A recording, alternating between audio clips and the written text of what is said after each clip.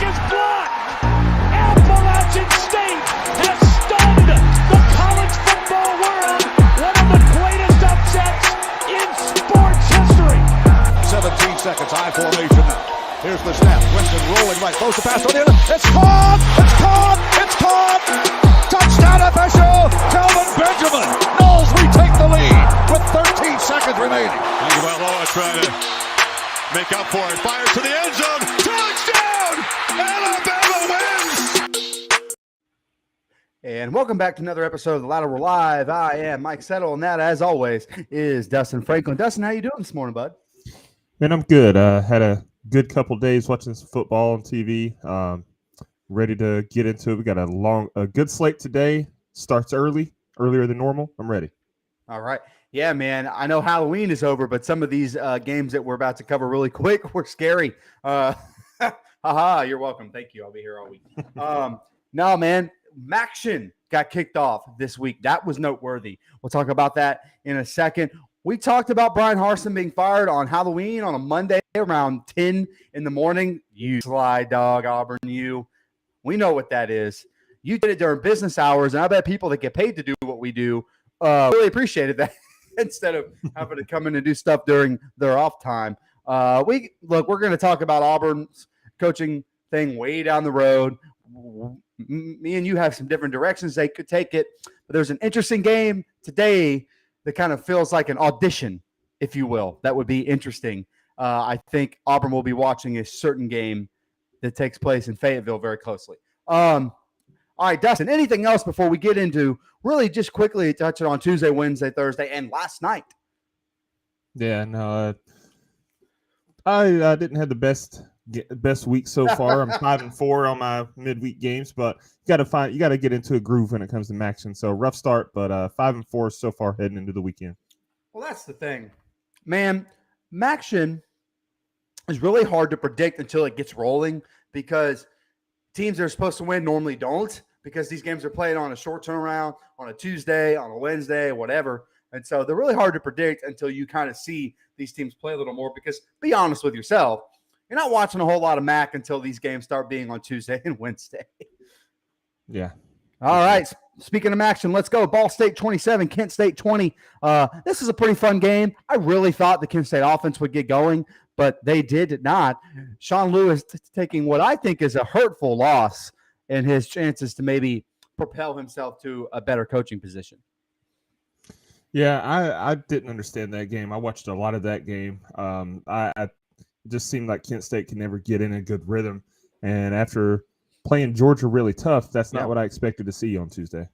Absolutely not. Here's one that really shocked me and how lopsided it was. Ohio 45, Buffalo 24. How about the Bobcats bouncing back after a rough year last year, losing Frank Solich right at the beginning of the year? Interim coach removes the interim tag, blah, blah, blah, blah. Ohio seems to be rolling, looking like they may have a shot to win the MAC this year, finally. Yeah, they throw the ball all over the field, and that's kind of what I was afraid of. I picked Buffalo to win this game. Buffalo runs the ball really well. Ohio passes the ball really well, and I had a feeling that if Ohio got an early lead, that Buffalo would have trouble clawing back into the game. And that's exactly what happened. Absolutely. Shout out to the Bobcats, man. They're normally like one of our little teams, and I know that we loved them when Frank Solich was there, but that's okay. We can keep loving them because Frank Solich basically built the program out of nothing. Central Michigan 35, Northern Illinois 22. This game also shocked me, but not really, because I believe that I picked the Chippewas. But, buddy, these two teams stink. I was watching this is some sloppy football, man. These two teams are not very good. Bad. Northern Illinois trotted out 3 different quarterbacks. Cremasoli, the guy that played the most of the game for Northern Illinois, he's clearly their best option. He's a preferred walk-on. Right. This game against Central Michigan was his first ever college action. Right. So they're a bad football team. They're 2-7 now, but you got some positives to build on because he looked pretty good at times. All right. Here's one that was the worst game of the midweek games to me. Bowling Green 13, Western Michigan 9. My only takeaway here is, Dustin, Scott Loeffler has Bowling Green really close to bowl eligibility. What in the hell, man? Bowling Green's defense is actually not bad, man. No, I know. Against teams with similar levels of talent. They play teams tough when they have similar levels of talent. Obviously, their non-conference schedule is going to skew the stats, but this game was ugly. I couldn't look away. It's like a train wreck. Let's move on to Thursday night, where I thought the entertaining games kind of started to kick in. Rice 37, UTEP 30. Buddy, this one had to hurt Dana Demo and crew. They had every chance to take this game and grab it, and they just never could. Rice runs the ball like a service academy. I love watching them move the ball on the ground. They are fun to watch. This was a really fun game. If you weren't watching the NFL, which I was, if you weren't watching the World Series, which I was, but don't worry, I had 4 TVs, so I had it covered. I kept peeking in over on it. This was a really fun watch. Oh man, this game, I had 5 different screens going at once. I had the 2 football games. I had the Capitals game, the Bulls game, and there was and the World Series. So I was flipping back and forth between a lot. But this game was awesome. Yeah, it was great. Let me down. I picked UTEP to win, and they would get some stops. The fourth quarter was tight, but just some absolutely beautiful passes in the game from McMahon from Rice, including the game-winning touchdown there at the end. Ballsy call by Rice too to play that because they were in field goal range. They could have just kicked field goal and won, and you put the ball in the air. That's dangerous, but they got it done. I think Mike Bloomgren's auditioning. I'll put it that way. I will put that on the record. I think Mike Bloomgren's auditioning because if you can get to 6-7 wins with Rice, I think you're doing pretty well. Coastal Carolina 35, App State 28. This was another fun game. App State, their late comeback heroics. They were down at one point by 20, and then they were down by 14. There some late game heroics here to kind of keep it close, but this game was never near as close as this final score was. Coastal Carolina, man, they're such an explosive offense that they don't need sustained drives. They could score just like that. And App State, while they've had some explosive plays too, could never get the sustained drives going against the Coastal defense. Yeah, this game, I picked Coastal to win, and I never doubted that. From the opening kickoff. I'd flip over and watch a few seconds, like, oh, Coastal's got it. And then I'd flip over and watch a few seconds, oh, Coastal's got it. And then I look at the final score, I'm like, man, it did not feel that close. So no, it good wasn't showing that close. From Jamie Chadwell's team.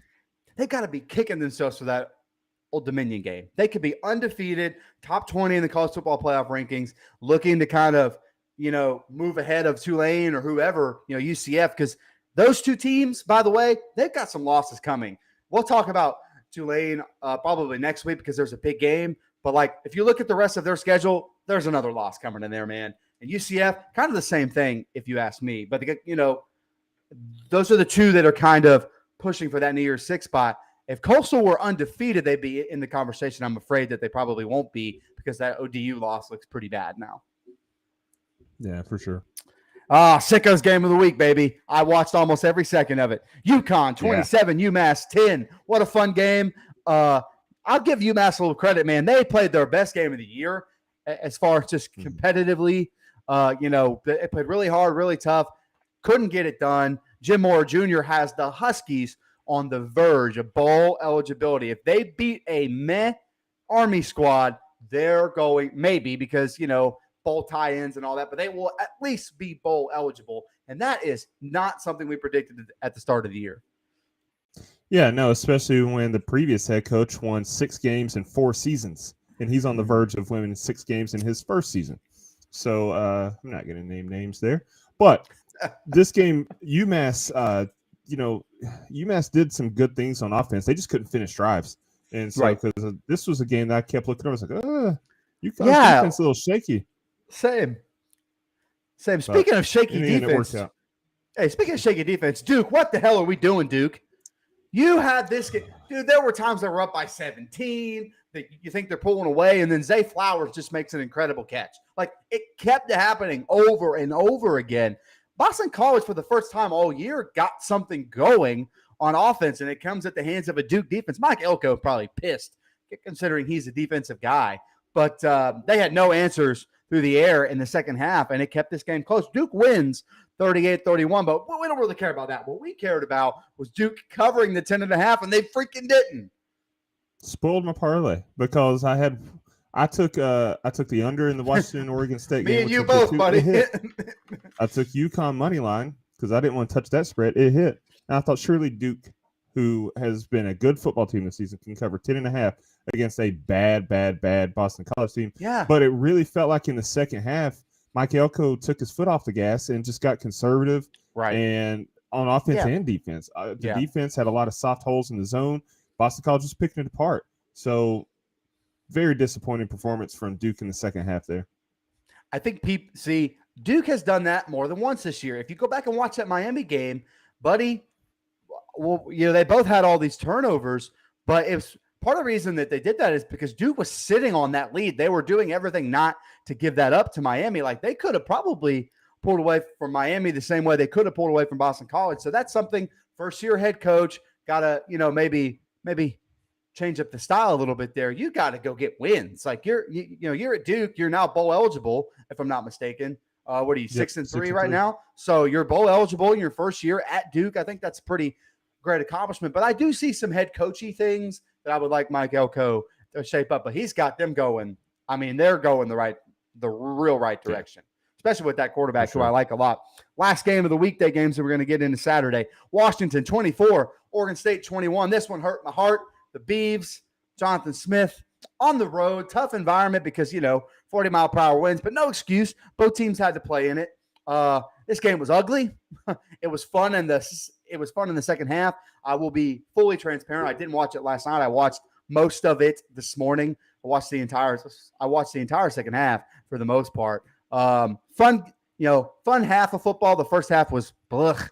The winds made a big difference, and Washington wins with a late field goal in a situation where it looked like Oregon State, man, they stopped them on like the 3-yard line 3 times in a row. So they had to kick that field goal. But good win for the Huskies. I feel like we may find the Huskies back inside the top 25 come this Tuesday night. Yeah, that's what I was going to say. They'll re-enter the rankings most likely. They're 7-2 now. Michael Penix Jr., I tell you what, throwing the ball 52 times and that win, that's certainly a decision. But it didn't hurt him too bad. He only threw one interception. But, good win for the Huskies, getting the win at home, and not a bad loss for Oregon State at all. Yeah, I don't quite understand that, but okay. like there was both teams were trying a few times to throw. And by the way, Oregon State on the ground, was really good in the second half. And it was just very simple stuff too, like off tackle, outside zone. It just really kind of kept it very simple and almost won the game that way, but not enough. Okay, Jonathan Smith, it's okay. Bowl eligible already. Just keep on plugging along. The build is real. Build the damn it. I don't know if that's what they say at Oregon State, but man, they should. All right, here we go. Are you ready for Saturday's games, Dustin?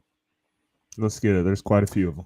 I said, let's talk about some quick ones really fast. 11:30 a.m. That's a.m., not p.m. Thank God, because Hawaii likes to play their games at 11 o'clock. Air Force, Army. This is basically, if Air Force wins, they have sole control of the Commander-in-Chief trophy. This is on CBS, like regular CBS. Air Force is a 7-point favorite. I like that spread for Air Force. I think this Army team is not what we've been used to the last few years. I like this Air Force offense, as you know. And I think the play here, if you're looking for some gambling, is the under. In the last 17 to 20 games between these two teams have all hit the under as far as I could look back. That's pretty impressive. But Army has won the last 5 of 6, I believe, 5 of 7. So these two, I'll let you guys know a little secret. I know Army Navy is the big game, but these two coaching staffs of Air Force and Army do not like each other one bit. A lot of people don't like Troy Calhoun, which I find interesting. I'm taking the Falcons. I think this Army offense just doesn't impress me very much. I know what he's trying to do because he's also auditioning for jobs, but I don't think they have the horses, and I like the Falcons to win and probably cover that spread. Yeah, I mean, I run. This is going to be a game where both teams are going to try to control the clock. Right. I expect it to be a tight game. I also like the under 40.5 points. Yeah, they'll probably score somewhere around 32 points combined.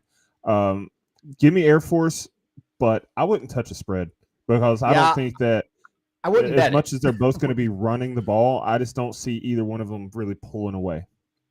Both have good defensive lines. I will say that. I like both of those teams in the trenches for sure. Here we go. 12 o'clock. Texas Tech, TCU on Fox. TCU a 9.5-point favorite. You know, I'm a big Joey McGuire fan. I love the Red Raiders. I love their offense. I think they're going to be fine going forward. The build is real, and they're going the right direction. However, this this doesn't feel like the spot to me where the horseshoe comes out of TCU's ass, as I've been saying. This feels like a position where TCU could actually get a comfortable win. I think it's a bad matchup for Texas Tech. Just, that TCU offense versus their defense, I don't like their chances here. Give me the Horned Frogs. 9.5 is a big number because TCU likes to play with their food a little bit every week. So I like TCU, but I don't like that 9.5. Yeah. While I really like what Joey McGuire's been able to do so far, he let me down last week pretty badly after I vouched for him. So I've got to keep pushing my TCU to the playoffs agenda. Give me Sonny Doc's squad. I think we're going to get another stellar day from Max Duggan. He's been borderline Heisman worthy this season. So give me TCU. All right. Iowa, Purdue, FS1. I know that you're putting this on here because you're a sicko, but that's okay. Purdue is a 4.5-point favorite. I don't have a whole lot of analysis because I refuse to hype up Iowa football in any corner of this here Frank Gore internet. Give me Purdue and give me Purdue to cover. I know the Iowa defense is good, but I just think their offense won't be able to score any points. First of all, if you're in the West Lafayette, Indiana area, you can go to this game for $7. So if I were in the area, I would definitely go subject myself to this ugly matchup. You'd have to pay me to watch Iowa football in person, buddy. I'm tempted to take the under here because I have no faith in Iowa's offense, and their defense is good enough to hold Purdue. But I'm not going to touch it. I'll tell you what I will take. Give me Iowa in the upset win. I think it's going to be a low-scoring dogfight, but I think Iowa's defense is going to make enough plays, make enough stops to pull it out. Maryland, Wisconsin, Big Ten Network. Wisconsin, a 5.5-point favorite. Sneaky fun game here in the Big Ten. Yeah, Maryland plays tough against the run. They allow just 3.4 yards per carry. The last time Wisconsin played a tough run defense, Illinois beat them 34-10. I think Talia is going to have plenty of success against the Badgers defense. They're allowing 7.3 yards per pass attempt. Give me the Terps to win this game outright. Man, okay. I think this is a fun game. The spread is interesting to me. I like that Maryland offense is, if Talia is healthy. I don't know how fully healthy he's going to be. I will say this. Wisconsin, outside of the one game where they kind of pooped down their leg against Michigan State, has looked pretty impressive under Jim Leonard. It's like they've opened up the playbook more. They look just more diverse on offense. They're not just doing the same thing that they were doing in 2007. So I like their offense. I love that defense, as you know. So I'm actually going to go against you here. I'm going to take the Badgers to win. I don't know about covering, though. Maybe like 3-4 points, something like that. Okay. 3 o'clock, ESPN Plus. Big 12, I'm so glad you signed a new media deal. You can get out of this ESPN Plus nonsense. I mean, this is a pretty fun game here that you're putting on a paid subscription service, but whatever. Baylor, Oklahoma, ESPN Plus, Oklahoma, a 3.5-point favorite. The Sooners have found something on offense with Dylan Gabriel the last few weeks, Dustin. They have. But they're clearly a different team with Dylan Gabriel. But I also just saw this Baylor team dismantle Texas Tech. So this one's really tricky to me. Oklahoma is just 3-5 on the season against the spread, but they're 0-4 against the spread versus teams with a winning record. Give me Baylor to win the game by a touchdown. All right. To me, this is a flip of a coin. Like, I know what the line says, 3.5, but to me, this could be a 1 or 1.5. But I like that Oklahoma offense more than Baylor's offense. But the defense, here's the problem. The cure for the common offense seems to be Oklahoma's defense, especially in the secondary. So I think if Blake Shippen and those guys get rolling, it's going to be hard to stop them. I expect a high-scoring affair, maybe not as high-scoring as, 2011 Big 12 football, but I expect some back-and-forth touchdowns. I really like both quarterbacks. This was a tough one to pick. Again, to me, it's a flip them, but I'm going back to my Baylor agenda. So give me Dave Aranda and those guys to get a pretty big win here today against Oklahoma. They're probably dead in the Big 12 race, but there's some weird math. They're not mathematically out of it. There's some weird math things that could happen for Baylor to end up back in the Big 12 title game, which would be hilarious because I got off of them, and to have to hop back on that train would be quite funny. Still got to play the Horned Frogs, by the way. Okay, 3:30. Oklahoma State, Kansas, FS1. Oklahoma State is a 2-point favorite. Another pick 'em. We watched this Oklahoma State team get drilled last week by Kansas State. Now they got to play the other team from the Sunflower State. Yeah, and the line actually this morning is swung to Kansas -1. So I think that might be some Jalen Daniels news that I haven't seen. Oklahoma State needs a bounce back win after getting absolutely wrecked by Kansas State. Their defense is bad. Like, I know we look at it and at times like, oh, their defense is pretty good. But if you look at the numbers, their defense is bad. But Kansas isn't much better on defense. And if Jalen Daniels plays in this one, that sways my pick. But as it is, not knowing, I like Oklahoma State to bounce back. They're 4-0 in their last. They're 4-0 against the spread in their last 4 games following a loss. So I like Oklahoma State. Also, take the over. It's 63.5, but it's hit 6 of 8 Oklahoma State games this season, and it's hit 6 of the last 7 times that these two teams have played each other.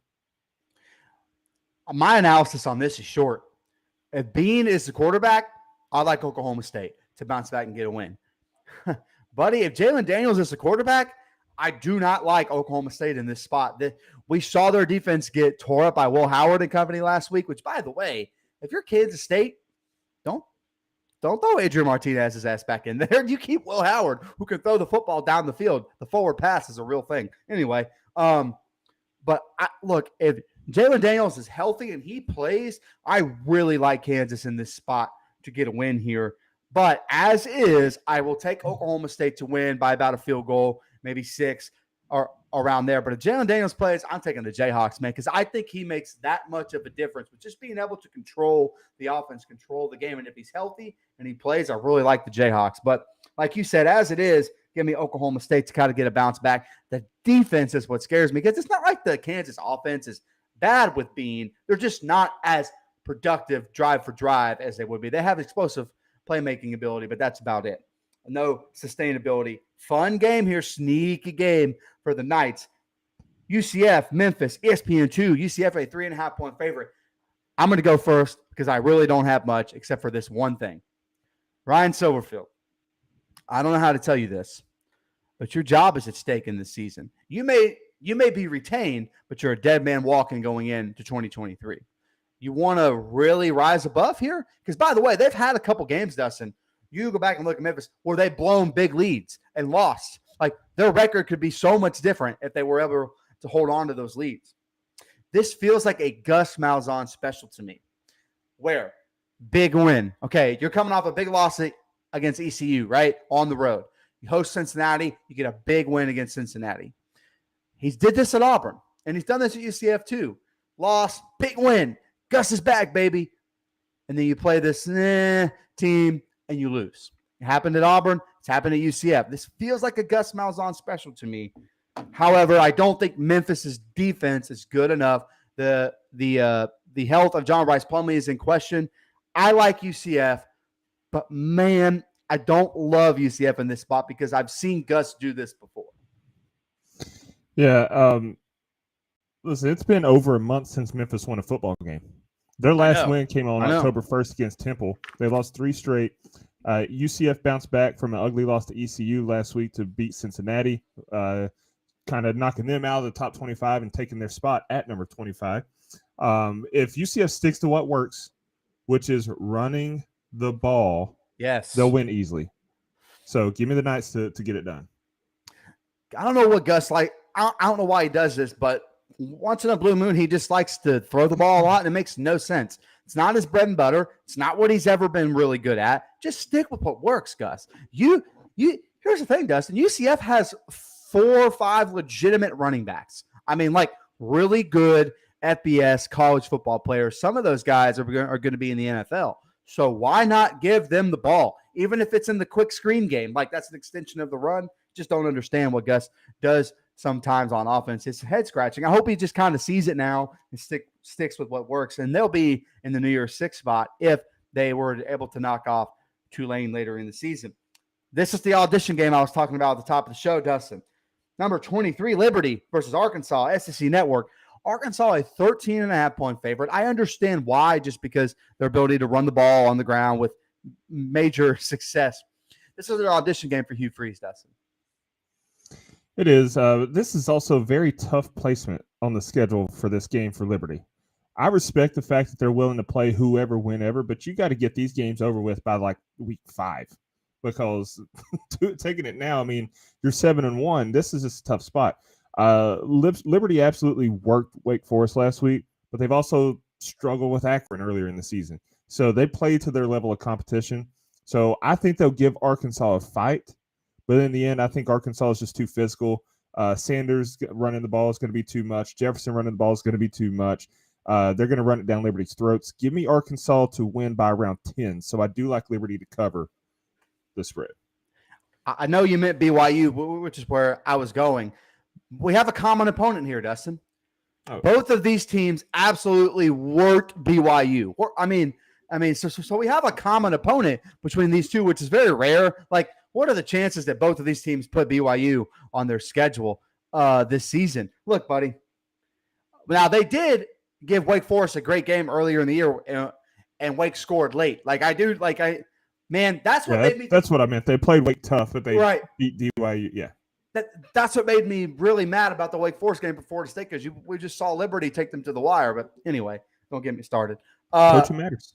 Oh, here we go. Anyway, but I like Arkansas in this spot. I don't like Liberty's defense to be able to just contain that run game, for 4 full quarters. I think they'll play up. I think Hugh Freeze will have those guys inspired. Any chance he has to get a win against an SEC team, he's going to really put his best foot forward. I just think the Arkansas offense on the ground is a little too much for them to handle. So give me Woo Pig in this spot here. 7 o'clock on the NFL Network. Weird. I don't know why we keep doing this, but I don't like it. Houston, SMU. SMU is a 3-point favorite.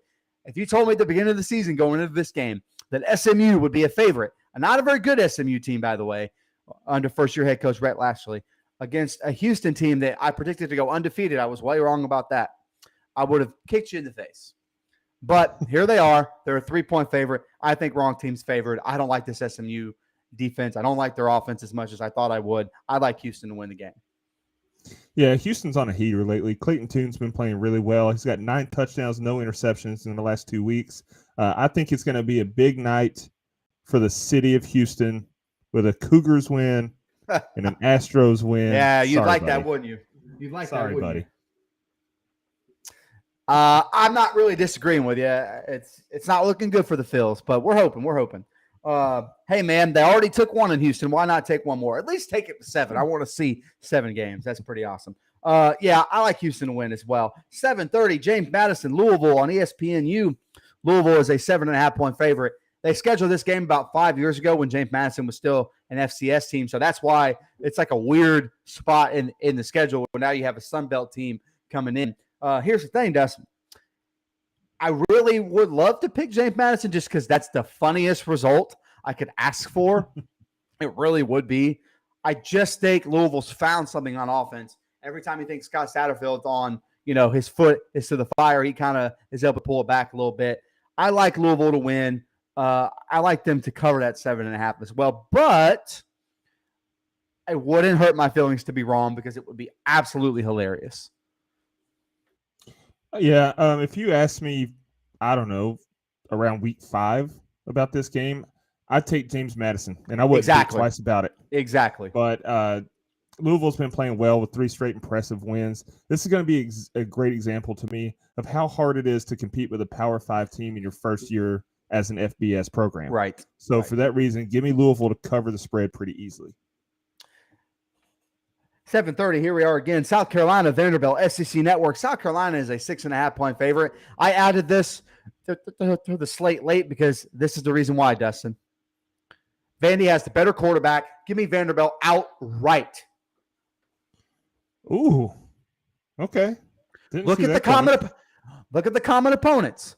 You know who almost beat Missouri? You know who almost beat Missouri? Vanderbilt. You know who just beat down South Carolina? Missouri. Give Vanderbilt's me Vandy. Defense can't stop anyone. They're bad against the run and worse against the pass. You're ignoring the fact that South Carolina's offense stinks on ice, pal. Okay, well, also they can't run the ball on offense. They've been held to under 60 yards in 3 of their last 4 games. I'm telling you, South this Carolina is to cover. This is the game the Vanderbilt gets off of it. I'm telling you right now. SEC win for Clark Lee coming right here. This is the spot. Now, the only thing that's going against my agenda here is South Carolina knows they're really close to bowl eligibility. And if you're going to get there, this is probably the game you're going to have to do it against because you got Florida coming. You got Clemson coming. Like, not looking super great after you couldn't beat Missouri last week. But I just have a sneaky feeling that Vanderbilt plays their Super Bowl today. They need an SEC win. I think it would look really good. I added this one late because I'm a sicko. 10:30, Cal. That's right, 10:30 p.m. Cal at USC on ESPN. USC is a 21.5-point favorite. Dustin, that's a lot of points. We hate this Cal offense. Don't get me wrong. But we saw Cal compete against Oregon last week. They acquitted themselves nicely. Now, the score ended up a little lopsided. But if you watch that game down for down, Cal was in that thing for quite a while. I think the Cal defense is still pretty good. It's not as good as it has been, but it is pretty good. This seems like a game USC could kind of sleep through. That's why I put it on here. I like USC to win, but I don't like 21.5. Yeah, I don't even know if it's going to boil down to sleeping through it. USC's banged up, point blank. Right. I mean, they were out there best two receivers last week. I don't think that's going to matter. Cal lost to Colorado. That Colorado team is god-awful, the worst in the conference. That's all I need to know. Give me the Trojans big. Okay, let's switch over to some games that are a little bit bigger as far as stakes go, or has our interest at least. These are a little bit more in-depth. 12 o'clock, high noon or 11 a.m. local time. Florida, Texas A&M, ESPN. Texas A&M is a 3-point favorite. Every time these two teams play, it's shenanigans. If you go back to someone's last season, they wore those ugly gator skin uniforms in Gainesville. That's a big no. Don't ever do that again. That's one of those things where instead of asking, can we? That's the wrong question. It's should you? The answer is no, you shouldn't. Last time these two teams play, A&M got a crazy win at home in the COVID year. So the two teams playing a little more frequently. I find it ironic that Florida is playing Jimbo Fisher on the day that Florida State plays Miami. I don't know why that's funny to me, but I guess I need another hit of the pipe like this because that's where my conspiracy brain goes. Look, I like Florida's offense, but the problem is I really like Texas A&M defense. I just think last week the floodgates kind of broke a little bit. Like they got tired of their offense not doing enough. This is at home. That Florida defense will give up points to anybody. So this is kind of an interesting matchup because we hate the A&M offense, but we think they found something with Connor Wegman, or at least I do. So all that being said, I like A&M to win the game and cover the 3, maybe 4, 6, something like that. Interesting matchup, though, there in College Station. Yeah, Texas A&M definitely figured some things out last week against Ole Miss. Connor Wegman does appear to be as good as advertised and the quarterback that Jimbo's needed this whole time. Going in, they hadn't put up 400 yards of offense against an FBS team all season, and they put up 480 yards last week. So that shows me right there. They've got their quarterback. That's bad news for Florida. Their secondary has been getting worked all season. Yes. The key for Florida is going to be running the ball. They're 4-0 when rushing for 210 plus, and 0-4 when they fail to reach that mark. Another stat: Jimbo's 8-1 in his career against Florida. He just doesn't lose to the Gators. I think that goes to 9-1. Give me Texas A&M in a close one. That is so weird, but I just know deep down, I know he had to leave Florida State, and it was best for all parties involved. But there is something about Jimbo Fisher just does not like the University of Florida. So he's going to have that team ready to play today for sure. And I will say this. Look, if I trusted Florida to be able to run the ball like you said, then I would take Florida because I like their offensive line. I think it's good. They have a good stable of running backs. Like if they're able to move, like they need to be able to run the ball with Richardson and their running backs. Like you've got to mix it up a little bit.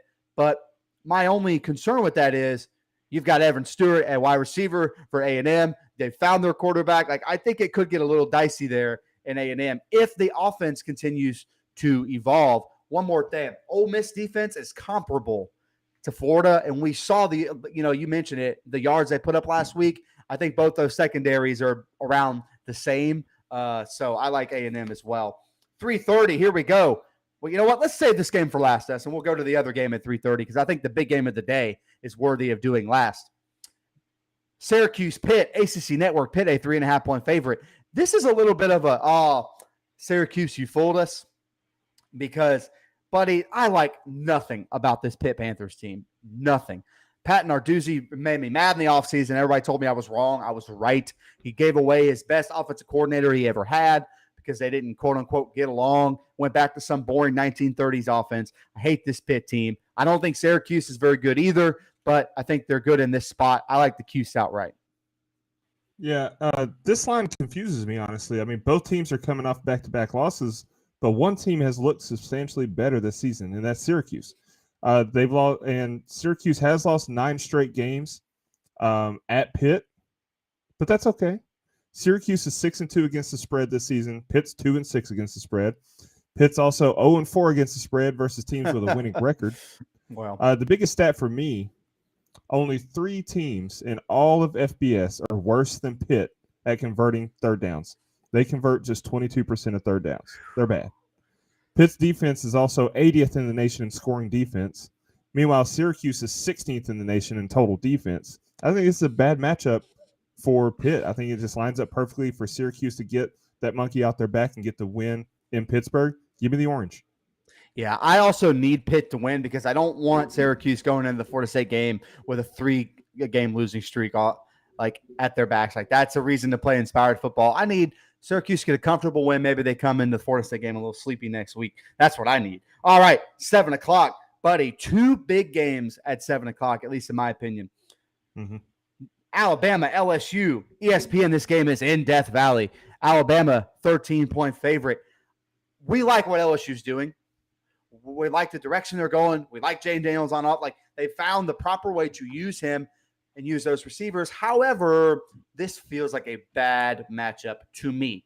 Now, Alabama, the road woes, they're very well known. They haven't been the same team on the road the last 2 seasons. For whatever reason, on the road, they just struggle to find success, especially on defense.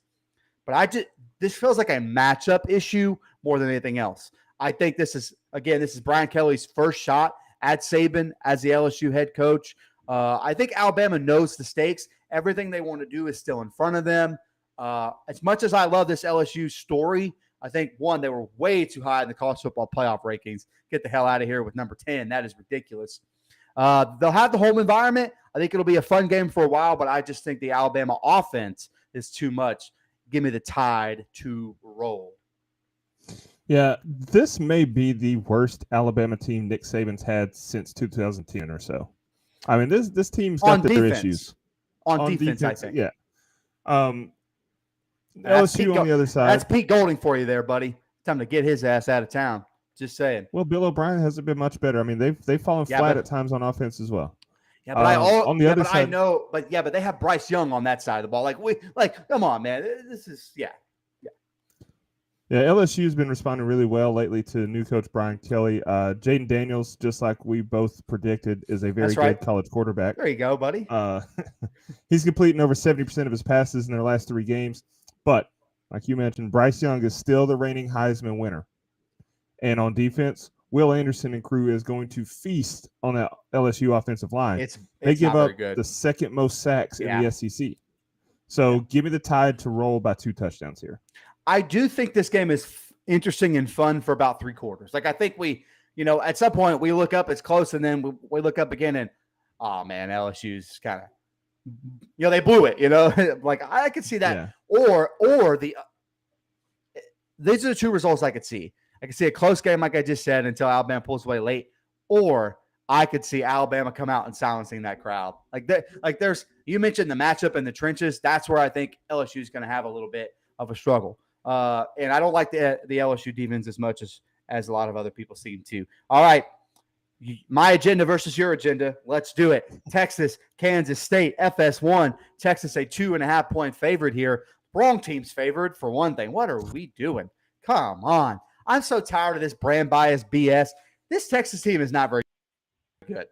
I think Quinn Ewers has kind of underperformed lately. I don't like the Texas defense. What have we seen the last 2 weeks out of the Kansas State offense, buddy, with Will Howard? A lot of points.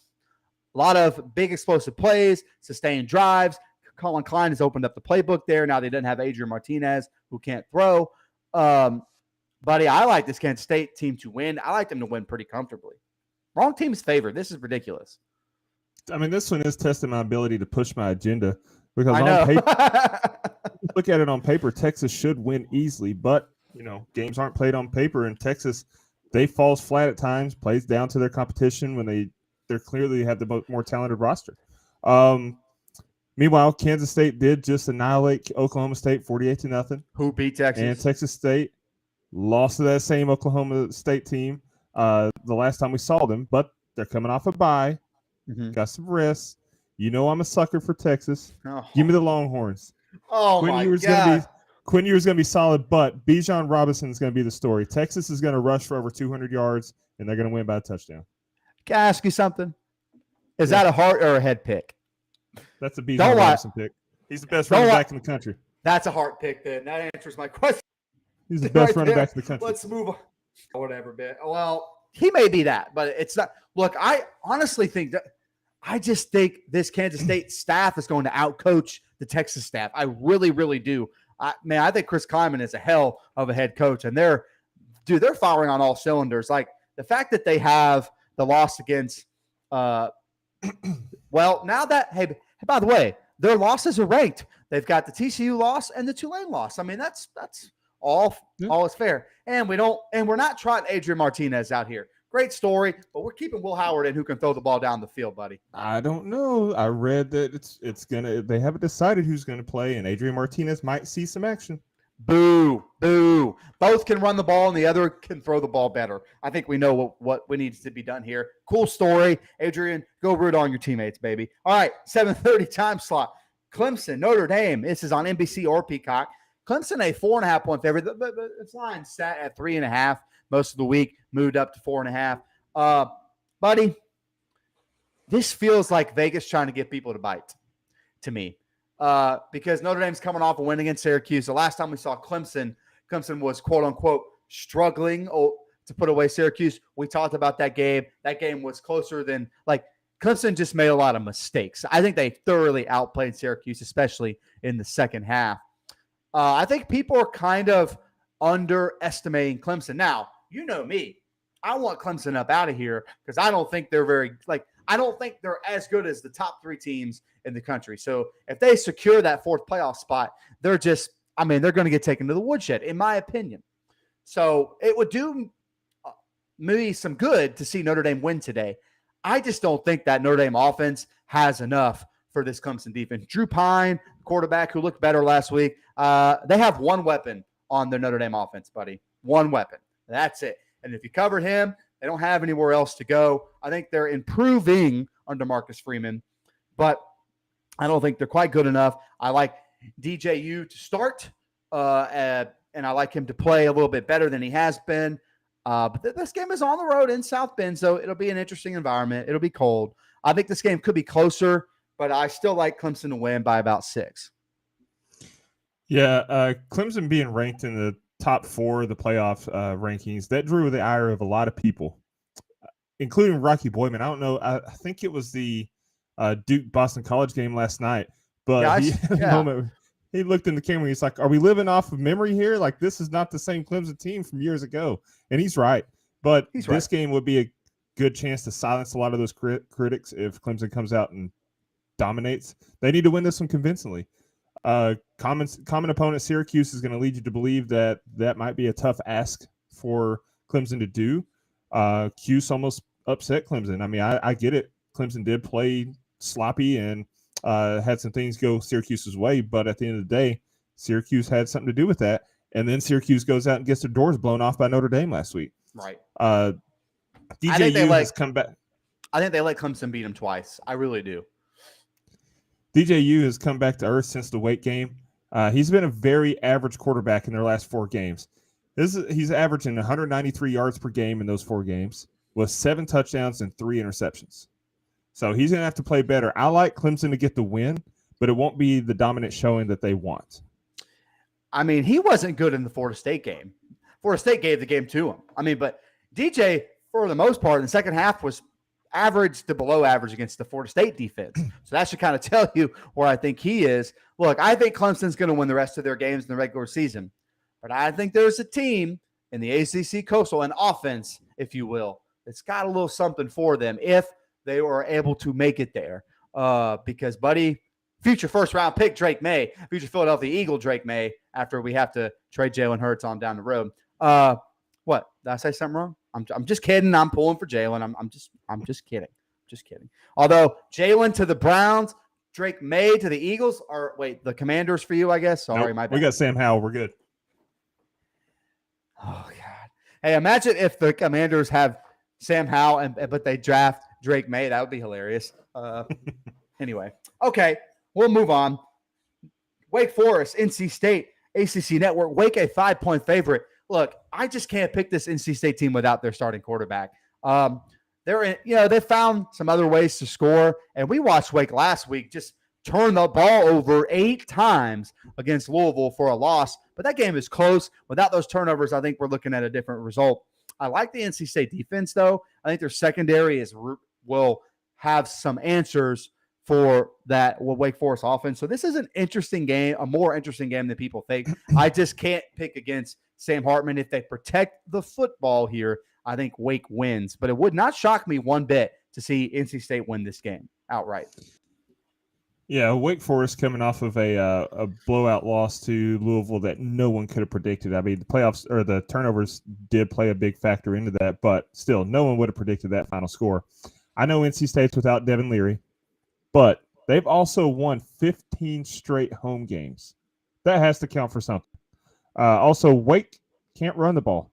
They're 98th in the nation in success rate as far as rushing goes. They're going to have to heavily rely on Sam Hartman's arm. But NC State's defense is borderline top 25 in passing success rate. Absolutely. So for NC State, MJ Morris, he got it figured out last week in the second half. He threw for 265 on 69% completions in the last 2 quarters in that comeback win against Virginia Tech. I like the Wolfpack to get the win outright. That would not shock me at all. I think the line here, Wake 5, is really big to me. Like, I don't see. I mean, to me, these two teams are pretty neck and neck even there. But yeah, man, I mean, I could absolutely see that. I need NC State to beat Wake, and I need North Carolina to beat NC State. So Florida State wins out and goes to the Orange Bowl, baby. Let's do this. Let's go. Come on. Speaking of the Noles, Florida State on the road at Miami, ABC. Florida State, a 7.5-point favorite. Okay. We're not sure about Tyler Van Dyke, if he's going to play, if he's not going to play. I'm going to tell you right now, to me, that doesn't matter because we saw Tyler Van Dyke play in losses against Middle Tennessee State and North Carolina. And all, like, we've seen Tyler Van Dyke play and lose football games and not move the ball with much success. This game is at home. The crowd will be rocking for the first time all year down there in Miami. Yeah, I'm throwing some jabs because it's earned. Like, come to the other games. Don't just come to the Florida State game. I mean, that's ridiculous. But Florida State will have a nice crowd there too. I just think this is a matchup thing to me where I don't think Miami's offense can do enough to have this game, late into the fourth quarter be all that close. If Florida State, and by the way, last week against Georgia Tech, I think they just refused to run Jordan Travis. Like, they just have these games once every few weeks where, like, Jordan, don't run. We're not going to run you. We're going to protect you so you can stay healthy, blah, blah, blah. This isn't one of those games. Mike Norvell and company know this is a game you have to go win. So in the red zone where Florida State has had issues, I fully expect them to use Jordan Travis's legs in that situation. Make Miami's defense account for him as well as the running back. So I think the Florida State offense will score enough points. I actually think this game could be lopsided at some point because I just don't like that Miami offense. And now we don't love the Florida State defense, but I think up front with Fabian Lovett and those guys, I think they're able to get some stops. I think they'll be fine. I like Florida State to win. And by the way, damn well, I think last year I picked Miami to win that game and they didn't. Florida State won. And everyone's like, oh, it's a rivalry game. Yeah. 2 years ago, Florida State got the doors blown off of them 52-10. Lopsided games and rivalry games can happen. And I feel like we're on the verge of a lopsided rivalry game if the offense gets off to a fast start for Florida State. I like the Noles to win and cover that spread. Yeah, FSU has a chance to secure a bowl berth for the first time since 2019, and you know that they want to do it against a hated rival. Miami is struggling year one under Cristobal. They do get Van Dyke back. That's good news for him, but I don't think it's going to be enough because the bad news is that even when he's played this year, he's regressed from last season like quarterbacks Absolutely. do under Cristobal. FSU should run the ball early and often. Let that open up things for downfield for JT. They lead the ACC in yards per completion, around 14 yards per completion. Key for FSU is going to be limiting penalties. They're 115th in the nation in penalty yards. That's not good. And a key for Miami is going to be limiting turnovers. Miami's turned the ball over 14 times in their 4 losses. So I think at the end of the day, though, FSU's offense is just going to be too much. And Miami's offense doesn't scare me at all, no matter who the quarterback is. No. Miami is also 0-7 this season against the spread versus FBS opponents. They haven't covered against a bowl series opponent all season. I think that continues. Give me the Noles to cover. Another interesting keynote. I know that Tyler Van Dyke will be back, but another name for the Noles that looks like he went from out the questionable around Wednesday. Running back Trayshawn Ward could get some snaps in this game. If they've got the 3-headed monster back at running back, that is very interesting to me because Miami's defensive line is good. Like it's a legitimately good Power 5 defensive line, but the rest of that defense is a sieve. And so I think, only one unit can't make up for everybody. So I like Florida State to win and be able to run the ball early and often, like you said. And I think you go have some good one-on-one matchups for Johnny Wilson today if he catches the football. Stop dropping the ball, Johnny. Okay, big game of the day. You're in town. You're always in town. But it's not in town today. It's in Athens. It's between the hedges. Dustin, maybe the biggest game of the year. And when we talk about the SEC, we kind of, snub our nose at people that say, oh, SEC is the best football. SEC is the best football. But nobody does a big-time game with a big-time atmosphere like the Southeastern Conference. And that's what we're getting here today. Number 1 versus number 2, depending on where you look. Tennessee on the road at Georgia, CBS. Georgia, a 8.5-point favorite. Now, the playoff rankings came out, and Tennessee was 1, and Georgia was 3. You don't think Kirby Smart's already put that on the bulletin board? You're wrong. He has. Yeah, this is game of the year. No question about it. My Heisman leader, Hendon Hooker. I've been pushing this agenda since last season. He's going to have his work cut out for him, but it's going to come down to the Tennessee defense. If they can get 1 to 2 turnovers, maybe force a couple of punts, Tennessee should win the game. The offense has shown they can score with anyone. Now, the defense looked great against Kentucky. They held Will Levis to under 100 yards passing, but this isn't Kentucky.